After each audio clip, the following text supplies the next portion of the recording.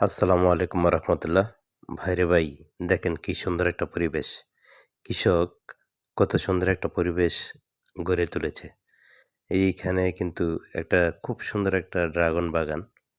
Dragon বাগানটা কিন্তু দেখতে অনেক সুন্দর। আলহামদুলিল্লাহ। যে কেউ আসবে দেখবে, পছন্দ করবে। এটা আমার বিশ্বাস। তো আসেন সবাই আমরা কৃষককে সাহায্য করি। কৃষকের কাজে কৃষিকাজে এগিয়ে আসি। তাহলেই আমাদের দেশের উন্নতি আমরা দেখতে পারবো। দেখেন, এই ভাই কিন্তু একদিনে এই জায়গায় এগিয়ে আসে নাই। আস্তে, আস্তে এ পর্যন্ত আছে। এখন কিন্তু ড্রাগন বাগানটা কিন্তু বিশাল বড়। ১ম ১ বিঘা, আধা বিঘা থেকে শুরু করেছিল তিনি।